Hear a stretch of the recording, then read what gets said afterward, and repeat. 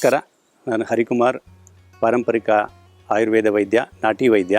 ನನ್ನ ಅನುಭವದಲ್ಲಿರುವಂಥ ಒಂದಷ್ಟು ಮೂಲಿಕೆಗಳ ಮಾಹಿತಿಯನ್ನು ಕೊಡುವಂಥ ಪ್ರಯತ್ನ ಮಾಡ್ತೇನೆ. ನೋಡಿ, ಇದು ಅಮೃತ ಬಳ್ಳಿ ಅಂತ ಅಂದ್ಬಿಟ್ಟು ಹೆಸರೇ ಹೇಳುವಾಗೆ ಇದು ಅಮೃತಕ್ಕೆ ಸಮಾನವಾದಂಥ ಒಂದು ಬಳ್ಳಿ. ಇದರಿಂದ ಮೂಲ ಆಯುರ್ವೇದದಲ್ಲಿ ಏನು ಹೇಳುತ್ತೆ, ಪಾರಂಪರಿಕ ಆಯುರ್ವೇದದಲ್ಲಿ ಏನು ಹೇಳುತ್ತೆ ಅಂತಂದರೆ, ಸರ್ವರೋಗಗಳ ನಿವಾರಣೆಗೂ ಪ್ರತಿಯೊಂದು ಕಾಯಿಲೆಗೂ ನೀವು ಅಮೃತ ಬಳ್ಳಿಯನ್ನು ಬಳಸಬಹುದು ಅಂತ. ಇದು ಜನಜನಿತವಾಗಿ ಗೊತ್ತಿರ್ತಕ್ಕಂಥದ್ದು.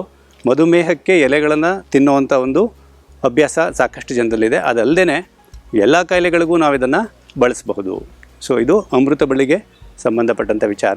ಸೊ ಅದು ಯಾವುದೇ ಕಾಯಿಲೆ ಇರಲಿ, ಅಮೃತ ಬಳ್ಳಿಯನ್ನು ಬಳಸಿ, ಬೇರೆ ಮೂಲಿಕೆಗಳನ್ನು ಬಳಸಿ ಅದರ ಜೊತೆಗೆ ಅನುಪಾನವಾಗಿ ಇದನ್ನು ಬಳಸಿಕೊಂಡು ಔಷಧಿಗಳನ್ನು ಮಾಡಬಹುದು ಅಂತ.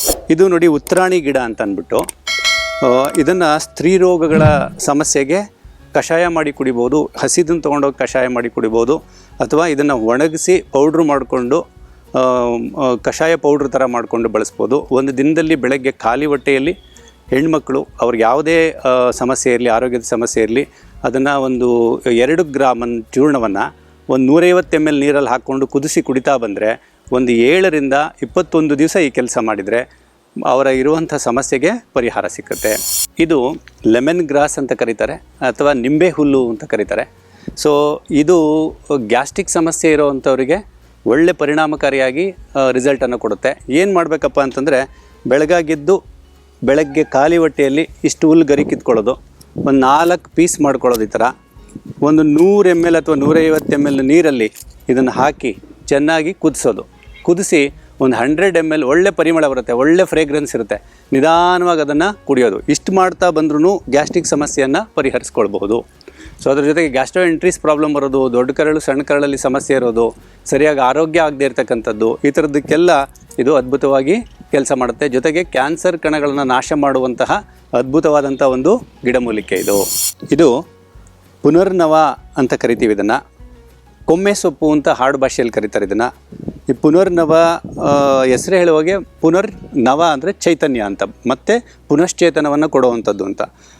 ನರರೋಗಗಳಲ್ಲಿ ಮತ್ತು ನರ ಸಂಬಂಧಿ ಸಮಸ್ಯೆಗಳಲ್ಲಿ, ನರದೌರ್ಬಲ್ಯದ ಸಮಸ್ಯೆಗಳಲ್ಲಿ, ಆಫ್ಟರ್ ಪ್ಯಾರಾಲಿಸಿಸ್ ಅಂತ ಏನು ಹೇಳ್ತೀವಿ, ಲಕ್ವ ಆದಂಥ ನಂತರ ದೇಹಕ್ಕೆ ಚೈತನ್ಯ ಬೇಕಾಗುವಂಥ ಎಲ್ಲ ಚೈತನ್ಯವನ್ನು ಈ ಪುನರ್ನವ ಕೊಡುತ್ತೆ. ಸೊ ಇದನ್ನು ಕಷಾಯದ ರೂಪದಲ್ಲಿ ಬಳಸ್ಬೋದು, ಅಥವಾ ಸಾಮಾನ್ಯವಾಗಿ ಎಲ್ಲ ಔಷಧಿಗಳನ್ನು ತಯಾರು ಮಾಡುವಂಥ ವೈದ್ಯರುಗಳೆಲ್ರಿಗೂ ಇದು ಗೊತ್ತಿರುತ್ತೆ. ನೆರಳಲ್ಲಿ ಅದನ್ನು ಒಂದು 48 ದಿವಸ ಒಣಗಿಸಿ ಪೌಡ್ರ್ ಮಾಡಿ ಅದನ್ನು ಔಷಧಿಗಳಲ್ಲಿ ಬೆರೆಸಿ ಕೂಡ ಕೊಡ್ತಾರೆ. ನೇರವಾಗಿ ಬಳಸುವಂಥದ್ದಾಗ ಈ ಥರ ಎಲೆಗಳನ್ನು ಬಿಡಿಸ್ಕೊಂಡು ಅದನ್ನು ಕಷಾಯದ ರೂಪದಲ್ಲಿ ಒಂದು 100 ml ನೀರಿಗೆ ಒಂದು 10 ಎಲೆಯನ್ನು ಹಾಕಿ ಚೆನ್ನಾಗಿ ಕುದಿಸಿ ಬೆಳಗ್ಗೆ ಸಮಯದಲ್ಲಿ ಸೇವನೆ ಮಾಡ್ಬೋದು. ಮಹಿಳೆಯರ ಆರೋಗ್ಯದ ಸಮಸ್ಯೆಯನ್ನು ಪರಿಹಾರ ಮಾಡಲಿಕ್ಕೂ ಕೂಡ ಪುನರ್ನವ ಸಾಕಷ್ಟು ಕೆಲಸಕ್ಕೆ ಬರುತ್ತೆ. ಇದು ಆಡು ಭಾಷೆಯಲ್ಲಿ ಒಂದೆಲಗ ಅಂತ ಕರೀತಾರೆ. ಸಂಸ್ಕೃತದಲ್ಲಿ ಬ್ರಾಹ್ಮಿ ಅಂತ ಕರೀತಾರೆ. ಬ್ರಾಹ್ಮಿ ಬುದ್ಧಿಶಕ್ತಿಯನ್ನು ಹೆಚ್ಚು ಮಾಡುವಂಥ ಒಂದು ಗಿಡಮೂಲಿಕೆ. ಬ್ರಾಹ್ಮಿಯ ಮಾತ್ರೆಗಳು ಸಿಗುತ್ತೆ.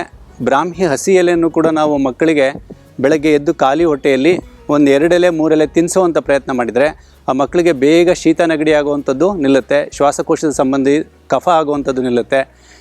ಆವಾಗಾಗ ಜ್ವರ ಬರುವಂಥದ್ದು, ಈ ಥರದ್ದೆಲ್ಲವನ್ನು ಕೂಡ ತಡೀಲಿಕ್ಕೆ ಸಾಧ್ಯ.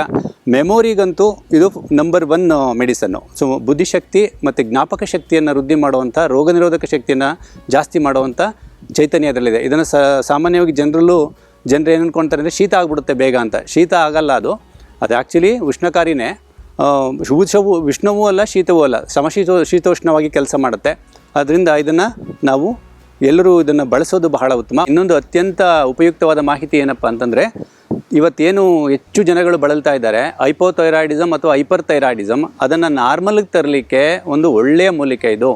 ವೈಜ್ಞಾನಿಕವಾಗಿ ಹೇಳಬೇಕು ಅಂತಂದರೆ, ಥಲಾಮಸ್ ಮತ್ತು ಹೈಪೋಥಲಾಮಸ್ ಗ್ರಂಥಿಗಳೇನಿದೆ ಅದರ ಮೇಲೆ ನೇರವಾಗಿ ಪರಿಣಾಮವನ್ನು ಬೀರಿ ಆ ಸ್ಟ್ರೆಸ್ಸನ್ನು ಕಡಿಮೆ ಮಾಡಿ, ಸೊ ಥೈರಾಯ್ಡ್ ಗ್ಲ್ಯಾಂಡನ್ನು ಆರೋಗ್ಯಕರವಾಗಿ ಇಟ್ಕೊಳ್ಳುವಂಥ ಕೆಲಸವನ್ನು ಬ್ರಾಹ್ಮಿ ಮಾಡುತ್ತೆ. ಸೊ ಹಾಗಾಗಿ ಹೆಣ್ಣು ಮಕ್ಕಳು ಮತ್ತು ಮಕ್ಕಳು ತಪ್ಪದೇ ಬ್ರಾಹ್ಮಿಯನ್ನು ಬಳಸಬೇಕು. ಕಷಾಯದ ರೂಪದಲ್ಲಾದರೂ ಬಳಸ್ಬೋದು, ಇಲ್ಲ ಪೌಡ್ರನ್ನು ಮಾಡ್ಕೊಂಡಾದರೂ ಬಳಸ್ಬೋದು, ಇಲ್ಲ ಮಾತ್ರೆಗಳು ಸಿಕ್ಕುತ್ತೆ ಅದನ್ನಾದರೂ ಕೂಡ ಬಳಸ್ಬೋದು.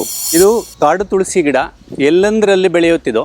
ಇದರ ಅದ್ಭುತವಾದಂಥ ಒಂದು ಔಷಧೀಯ ಗುಣ ಏನಪ್ಪ ಅಂತಂದರೆ, ನೋವು ನಿವಾರಕವಾಗಿ ಕೆಲಸ ಮಾಡುತ್ತೆ. ಸೊ ಇದನ್ನು ನೋವಿನ ಎಣ್ಣೆಗಳಲ್ಲಿ ಬಳಸ್ಬೋದು, ಅಥವಾ ಅತಿಯಾದ ಬಾವು ಅಥವಾ ಊತ ಬಂದಿದ್ದರೆ ಈ ಸೊಪ್ಪನ್ನು ಕಿತ್ಕೊಂಡೋಗಿ ಚೆನ್ನಾಗಿ ಅದನ್ನು ತೊಳೆದು ಒಸಕಿ ಸೊ ಅದನ್ನ ಏನು ಮಾಡಬೇಕು, ರಸ ತೆಗಿಬೇಕು. ಆ ರಸವನ್ನು ಹಚ್ಚುವಂಥದ್ದು. ಸೊ ಎಲ್ಲಿ ನಮಗೆ ಬಾವು ಬಂದಿದೆಯೋ ಅದ್ರ ಮೇಲೆ ಹಚ್ಬೋದು. ಇಲ್ಲಾಂದರೆ ಎಣ್ಣೆ ನೋವು ನಿವಾರಕ ತೈಲಗಳನ್ನು ತಯಾರು ಮಾಡುವಾಗ ಇದನ್ನು ಪೌಡ್ರು ಮಾಡಿಕೊಂಡು ಅಥವಾ ಎಣ್ಣೆಯಲ್ಲಿ ನೇರವಾಗಿ ಇದನ್ನು ಹಾಕಿ ಕುದಿಸಿ ಸೊ ನೋವು ನಿವಾರಕ ತೈಲವನ್ನು ಕೂಡ ತಯಾರು ಮಾಡ್ಬೋದು. ನೋವು ನಿವಾರಕವಾಗಿ ಅದ್ಭುತವಾಗಿ ಕೆಲಸ ಮಾಡುತ್ತೆ. ನೋಡಿ, ಇದು ಜಿಂಕೆ ಮೇವು ಅಂತ ಕರಿತೀವಿ ನಾವು ಸಾಮಾನ್ಯವಾಗಿ ಹಾಡು ಭಾಷೆಯಲ್ಲಿ. ದೊಡ್ಡದಾದ್ಮೇಲೆ ಅದನ್ನು ಮುಟ್ಟಿದರೆ ಒಂದು ಸ್ವಲ್ಪ ಅಂಟು ಥರ ಇರುತ್ತೆ, ಪಿಂಕಿಶ್ ಆಗಿ ಹೂ ಬಿಡುತ್ತೆ. ಇಷ್ಟೇ ಎತ್ತರ ಬೆಳೆಯೋದು ಗಿಡ. ಸೊ ಇದು ನರದೌರ್ಬಲ್ಯದ ಸಮಸ್ಯೆಗೆ ಮತ್ತು ವೀರ್ಯಾಣುಗಳ ವೃದ್ಧಿ ಮಾಡೋದಕ್ಕೆ ಒಂದು ಅತ್ಯದ್ಭುತವಾದಂತಹ ಮೂಲಿಕೆ. ಸೊ ಇದನ್ನು ಪೌಡ್ರು ಮಾಡಿ ಕಷಾಯದ ರೂಪದಲ್ಲಾದರೂ ಬಳಸ್ಬೋದು, ಅಥವಾ ನೇರವಾಗಿ ಒಂದು 2-3 ಕಿಡಿಯನ್ನು ಬಾಯಲ್ಲಿ ಹಾಕ್ಕೊಂಡು ತಿನ್ಬೋದು. ತುಂಬ ಚೆನ್ನಾಗಿರುತ್ತೆ ಇದು. ಸೊ ಅದು ತಿನ್ನೋಕ್ಕೂ ಕೂಡ ಚೆನ್ನಾಗಿರುತ್ತೆ.